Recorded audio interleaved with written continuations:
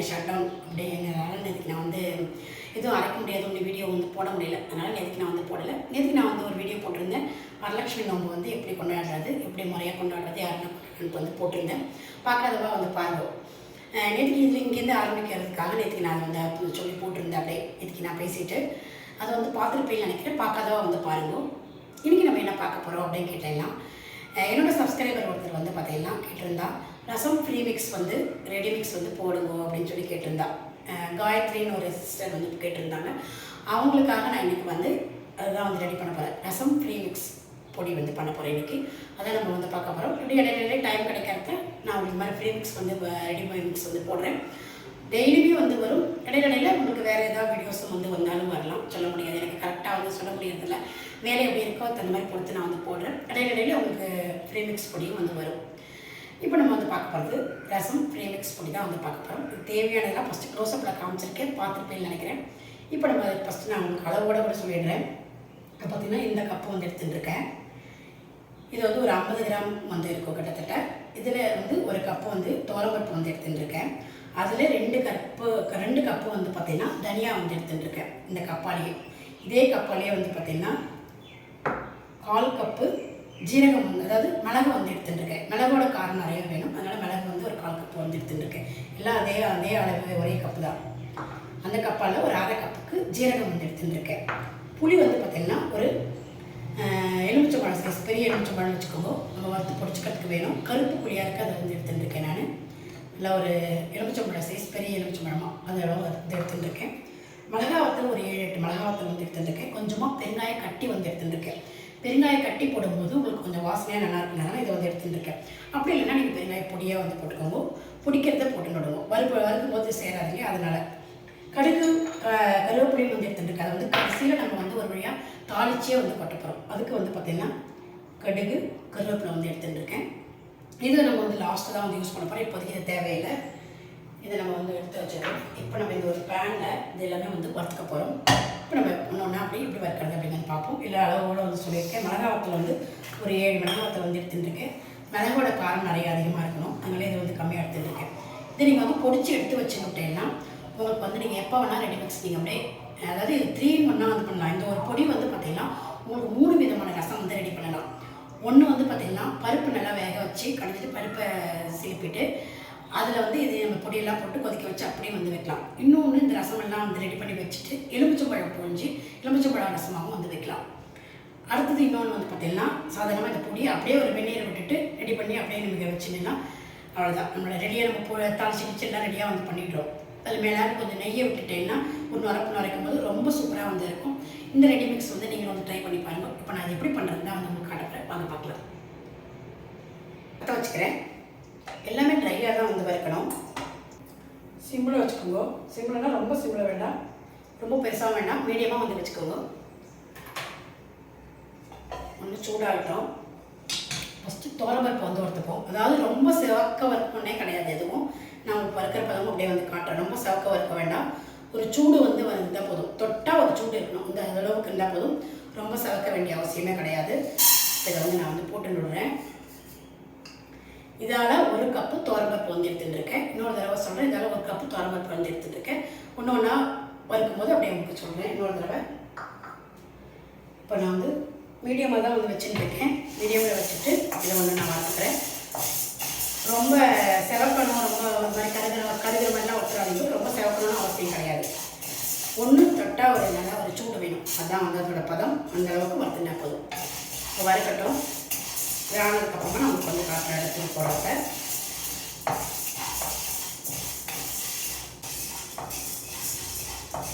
பருப்பு வந்து வறுக்க ஒரு வாசனை வரும். பார்த்தாலே தெரியும் உங்களுக்கு. ரொம்ப செவக்க வேண்டாம், தீஞ்சிடக்கூடாது. என்ன டேஸ்ட் வந்து வேறு மாதிரி போயிடும். நல்லா இருக்காது அந்த பொடி. எல்லாமே தனித்தனியாகவே வந்து வறுத்துக்கலாம். இது கிடையாது. எல்லாமே ஒன்றா போட்டால் ஒன்று ஒரு விதம். அதனால் மிளகு ஜீரகத்தையும் ஒன்றா வந்து போட்டுக்கலாம், கிடையாது. இந்த பருப்பு தனியாகவும் தனித்தனியாக, மிளகா வத்தல் புளி பருப்பு தனியாக அப்படி வந்து வறுத்துக்கலாம். இதே ஒன்று வறுப்பதே காட்டுறேன் நான் உங்களுக்கு. அதாவது நல்லா சூடு வந்தாச்சு. இப்போ இதை நான் வந்து இதில் வந்து மாற்றினோம்னா ஒரு தட்டில் ஊற்றிக்கோங்க. ஆறட்டும். அடுத்தது தனியாக வந்து சேர்த்துப்போம். தனியா வந்து பார்த்தீங்கன்னா இந்த கப்பாலேயே 2 கப்பு, 1 கப்பு துவரம்பருப்பு எடுத்துட்டீங்கன்னா 1 கப் இதில் 2 கப்பு தனியாக வந்து எடுத்துக்கணும். இதை நீங்கள் பொடிச்சு வச்சுக்கிட்டீங்கன்னா வேணும்போது ஒரு ஸ்பூன் போட்டு கலந்துட்டு அப்பப்போ ரசம் வந்து வச்சுக்கலாம். அதாவது பேச்சுலராக வந்து இருக்கா, அவளுக்குலாம் வந்து சமைக்க முடியல, ரசம் வேணும், உடம்பு சரியில்லை, நமக்கு ரசம் சூப்பு மாதிரி கூட வச்சு குடிக்கலாம், என்ன பண்ணுறது அப்படின்னு யோசிக்கும் போது இப்போ வந்து இந்த மாதிரி நீங்கள் ரெடி பண்ணி எடுத்து வச்சுக்கிட்டேன்னா இதை நீங்கள் திடீர்னு இந்த பொடியை வந்து ஒரு வெந்நீர் கொதிக்கிற வெந்நீரில் போட்டு கலந்துட்டு நீங்கள் சூப் மாதிரி குடிச்சிக்கலாம். காலத்துக்கு உங்களுக்கு சூடாக சாப்பிட்றது தொண்டைக்கு வேண்டியிருக்கு அப்படின்னா அதை வந்து நீங்கள் வந்து பண்ணிக்கலாம். அந்த மாதிரி நீங்கள் வந்து ரெடி பண்ணி எடுத்து வச்சுட்டோன்னா இந்த மாதிரி எப்போ வேணால் நீங்கள் இப்படி போட்டு குடிச்சிக்கலாம்.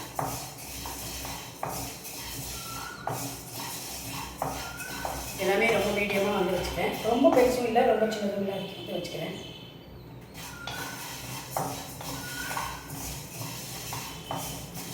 எல்லாம் வந்து கரைஞ்சிட்டுனா டேஸ்ட்டே வேறு மாதிரி போயிடும், அதனால தான் வந்து சொல்கிறேன்.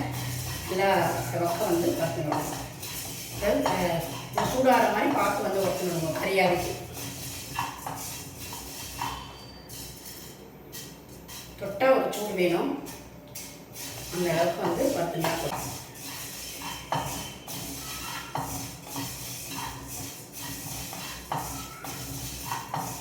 இது வந்து சூடாயாச்சு,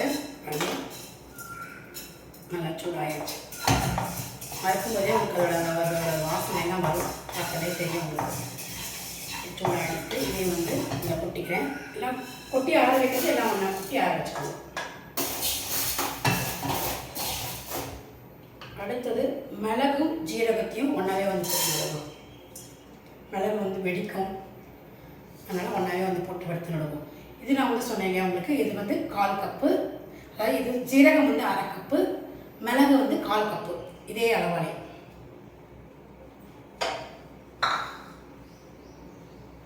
அதே போட்டுட்டு எல்லாமே பார்த்துட்டு இல்லைங்களே, எல்லாமே ட்ரையாக தான் வந்து வறுக்கிறேன்.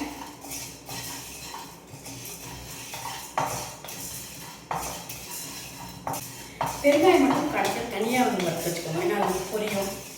அதுக்கு வந்து வேணால் ஒரு டாப் எண்ணெய் வந்து விட்டுட்டு பொரியறதுக்காக சும்மா ஒரு சொட்டு விட்டேன்னா அதை வந்து நல்லா பொரிஞ்சு வரதுக்காக விட்டுட்டு தனியாக வந்து பண்ணிக்கலாம்.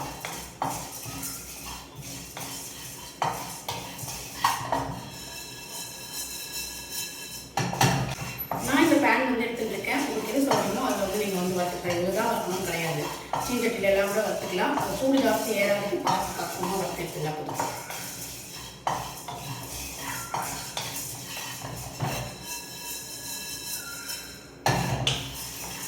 மிளகு வறுக்கிறோம் இல்லையா, அதோட ஒரு வாசனை சுற்றதே வந்து வந்துட்டுருக்கு. ஏற்கனவே நம்ம தனியாகவும் இதையும் வந்து வறுத்துருக்கோம், அதோட வாசனையும் வந்து வருது.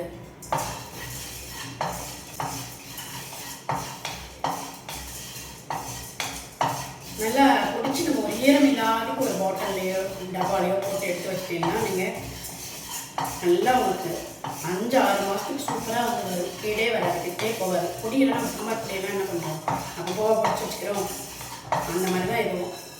நீங்கள் வந்து பொடிச்சு வச்சுக்கிட்டே தண்ணி போகாதுக்கு அப்பப்போ ஸ்பூனில் வந்து எடுத்துக்கலாம், தண்ணி போடாது. பொடி வந்து ஒரு மாதிரி நமக்காலைக்கு பார்த்து அழகாக நம்ம இது பண்ணி எடுத்து வச்சுக்கலாம். இதுவும் வந்து ஆயிடுச்சு.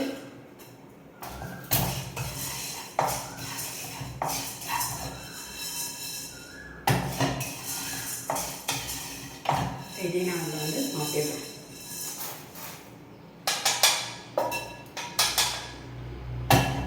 அடுத்தது புளி வந்து நல்லா கொட்டையெல்லாம் இல்லாததுக்கு பார்த்து தனித்தனியாக எடுத்து வச்சுக்கோங்க, தனித்தனியாக வறுத்துக்கலாம். நான் வந்து இங்கே கருப்பு புளி வச்சுருந்தேன், அதனால் ரொம்ப கருப்பாக இருக்குது, நல்லாயிருக்கும், ரசத்துக்குலாம் நல்லா தண்டிக்கும். கொஞ்சமாக எடுத்துட்டுருக்கேன், அதனால தான். இப்போ வந்து மிளகா வத்தல் எடுத்துக்கிறேன், மிளகா வத்தல் இதில் கூடவே போட்டுட்டு வறுத்துக்கிறேன். புளி வந்து ஒரு எலுமிச்சைப்பழ சைஸ் வந்து எடுத்துட்டுருக்கேன். மிளகா வத்தல் வந்து ஒரு 6-7 மிளகா வத்தல் எடுத்துட்டுருக்கேன். உங்களுக்கு இன்னும் காரம் வேணும் அப்படின்னா நீங்கள் வந்து போட்டுக்கோங்க.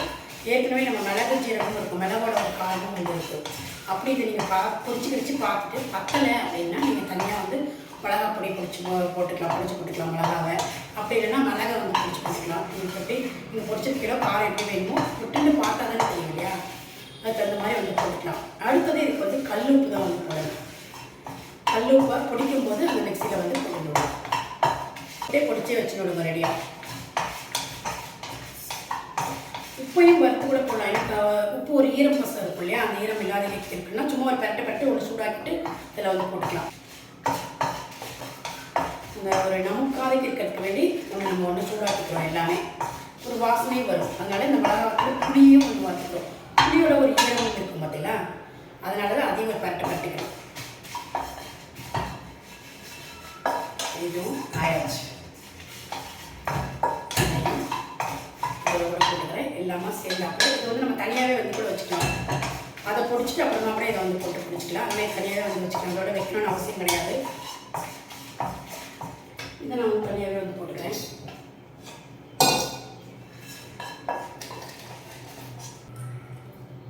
ஃபஸ்ட்டு இந்த வெங்காயத்தை போட்டு விடுறேன்.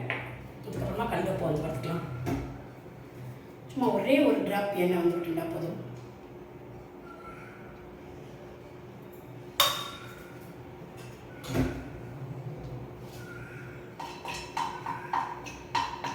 பொரியணும். அந்த பெருங்காயம் வந்து பொரியணும். அவ்வளோதான்.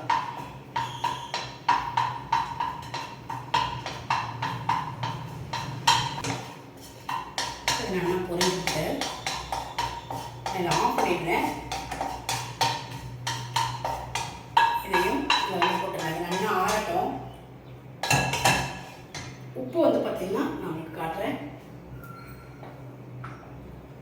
உப்பு பார்த்த அளவாக வந்து போட்டுக்கோங்க. அப்புறமா வேணும்னா நம்ம அப்புறமா கூட போட்டுக்கலாம். உப்பு கொஞ்சம் இப்போவே எல்லாம் போடணும்னு அவசியம் கிடையாது. இது ஒரு பரட்டுனா பரட்டிக்கலாம், இல்லைன்னா அப்படியே வந்து போட்டுக்கலாம். அதில் எண்ணெய் விட்டதுனால எண்ணெய் இருக்குது. எண்ணெய் விட்டால் அதோட எண்ணெய் நல்லா இருக்காது. உப்பு போட்டு கட்டும்போது அது ஒரு மாதிரி ஆகிடும். அதனால நான் இப்போ அப்படியே போட்டுக்கிறேன். அப்படி இல்லைன்னா நீங்கள் வந்து ஒரு பரட்டு கூட போட்டுக்கலாம். இந்த இது இல்லாமல் இருக்கும். நல்லா ஒரு 2.25 ஸ்பூனுக்கு சின்ன ஸ்பூன், இந்த ஸ்பூன் அப்படிங்கிறதுனால 2.25 போட்டிருக்கேன் நான். இப்படி வேணும்னா அப்புறமா வந்து பார்த்துட்டு போட்டுக்கலாம். ரொம்ப ஜாஸ்தியாக ஆகிடுச்சுன்னா அப்புறம் கஷ்டம் ஒன்றும் பண்ண முடியாது. வேஸ்ட்டாக போயிடும் இல்லையா பொடி. அதனால் இப்போ இது எல்லாமே ஒன்று ஆற வைக்கிறேன் நான். ஆறட்டும். ஆறிட்டு நம்ம வந்து பிடிச்சிக்கலாம். அதுக்கப்புறமா எப்படி தாளிக்கிறது நான் உங்களுக்கு அப்புறம் வந்து சொல்கிறேன். அதுக்குள்ளே இது வந்து ஆறட்டும். பிடிக்கும் போது காட்டுறேன். இப்போ என்னென்னா ஆறிட்டு ஃபஸ்ட்டு நான் வந்து இந்த தனியா, பருப்பு, மிளகு, ஜீரகம், உப்பு எல்லாமே வந்து போட்டிருக்கேன் இல்லையா, இதை வந்து ஃபஸ்ட்டு போட்டு பிடிச்சிட்டு வந்துடுவேன்.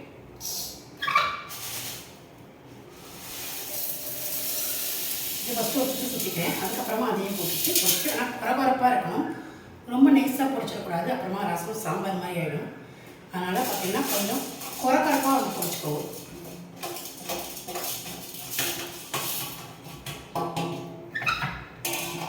இப்போ இதை நான் பிடிச்சிட்டு வரேன் ஃபஸ்ட்டு.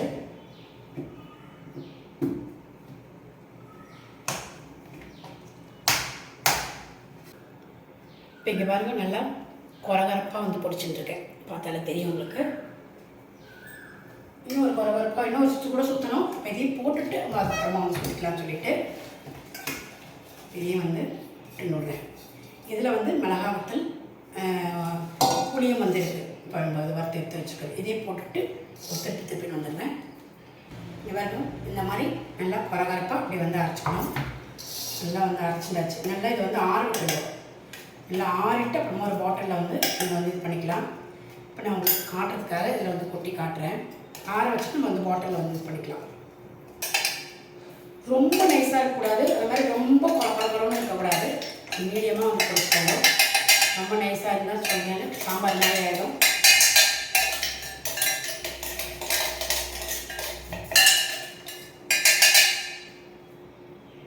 நம்மளோட ரசப்பொடி, ரசம் ப்ரீமிக்ஸ் ரெடி, சூப்பராக ரெடி ஆகிடுச்சு. இப்போ நம்ம பொடி வந்து ரெடி ஆகிடுது இல்லையா. இப்போ இதில் வந்து நம்ம வந்து இந்த கொட்டி ஆற வச்சுக்கிறேன். இப்போ இதில் நம்ம வந்து தாளிச்சிடலாம். தாளிப்பு கொடுத்துடணும். கையோட தாளிச்சு வச்சிடலாம்.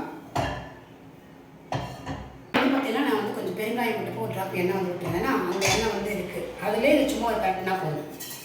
ட்ரையாகவே வந்து போட்டு வறுத்து தாளிச்சிக்கலாம். ஆனால் வந்து பார்த்திங்கன்னா நான் இதில் ஏற்கனவே எண்ணெய் இருக்கிறதுனால அதை வேஸ்ட் ஆக்க வேணாட்டு இதில் அப்படியே சும்மா போட்டு இது பண்ணிக்கிறேன். எண்ணெயே அவசியமே இல்லை, வேணும்னு கிடையாது. இருக்கிறதுனால நல்லா போட்டு இது பண்ணிக்கிறேன். ஒரு பேக்கெட் கலட்டிட்டு நல்லா கடுகுலாம் நல்லா பிடிச்சதுக்கப்புறமா அதில் வந்து கொட்டி கலந்துக்கலாம். காஞ்ச கருவேப்பிலையாக இருந்தால் வந்து எடுத்துக்கோங்க. என்கிட்ட வந்து இப்படி பச்சையாக இருந்தாலும் இதை வந்து எடுத்துருக்கேன். நல்லா வந்து சூடாக்கிக்கிறேன். காஞ்ச கருவேப்பிலையாக இருந்தால் இது நல்லாயிருக்கும். படபடன்னு வெடிக்கும் இல்லையா, அது மாதிரி அந்த சமயத்தை ஆஃப் பண்ணிவிட்டு இதில் வந்து கொட்டி கலந்து விடணும்.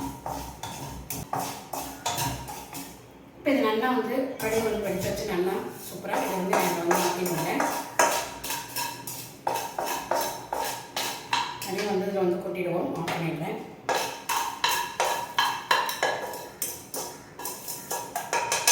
அப்படிங்கிறதுனால நல்லா ஒரு 2 ஸ்பூன் வந்து போட்டுருக்கேன் கடுகு. ஏன்னா எல்லாத்துக்கும் சேர்த்த மாதிரி தாளிக்கிறேங்கிறது தாளிக்கணும்னு அவசியமே இல்லை. இதே போட்டுட்டு இது நல்லா மிக்ஸ் பண்ணிவிடுவோம். நம்மளோட பொடிக்கு கடுகு வந்து தாளிச்சாச்சு. ரசம் ப்ரீமிக்ஸ் பொடியில் கடுகும் வந்து தாளிச்சாச்சு. மிளகு கருவேப்பிலை வந்து போட்டாச்சு. சூப்பராக வந்து ரெடி ஆகிடுது. இது நல்லா ஆறுனதுக்கு அப்புறமா ஒரு பாட்டிலில் மாற்றி எடுத்து வச்சுக்கோங்க. நல்லா இப்போ நம்மளோட ரசம் ப்ரீமிக்ஸ் பொடி வந்து சூப்பராக வந்து ரெடி ஆகிடுது. நீங்களும் வந்து ட்ரை பண்ணுங்கள். ட்ரை பண்ணிட்டு எனக்கு எப்படி இருக்குன்னு லைக் கமெண்ட்ஸ் பண்ணுங்கள். நம்ம இனி அடுத்து வேறு ஒரு ரெசிபியில் பார்க்கலாம். Okay, thank you. இந்த ரசப்பொடி பொடி வந்து பார்த்திங்கன்னா இந்த மாதிரி நல்லா ஆறுனதுக்கப்புறம் நான் ஒரு பாட்டிலில் வந்து மாற்றி வச்சுட்டேன். இதில் ஒரு முக்கியமான விஷயம் நான் வந்து சொல்ல மறந்துட்டேன். அது வந்து பார்த்திங்கன்னா கொஞ்சம் மஞ்சப்பொடி வந்து கூட வந்து போட்டுக்கணும். கடைசியில் மஞ்சப்பொடி வந்து கூட அந்த தாளிக்கிறோம் இல்லையா, தாளிச்சதுக்கப்புறமா அந்த பொடியை வந்து போட்டு கலந்துக்கணும். இப்போ நான் வந்து மஞ்சப்பொடி வந்து இதில் போட்டுட்டு கலந்துக்கிறேன். ஃபஸ்ட்டே வந்து காட்டணும்னு நினச்சேன், அது வந்து மறந்துடுது எனக்கு. அதனால் இப்போ இதில் வந்து சேர்த்துக்கிறேன். நான் ஒரு 2 ஸ்பூனுக்கு வந்து சேர்த்துட்டுருக்கேன். சேர்த்து நல்லா ஸ்பூனால் வந்து கலக்கி விட்டுருவோம். நல்லா மஞ்சப்பொடி வந்து மிக்ஸ் ஆகிடுச்சு. நல்லா வந்து சேர்த்து கலந்தாச்சு நான். இப்போ நம்ம ரசப்பொடி வந்து யூஸ் பண்ணிக்கலாம்.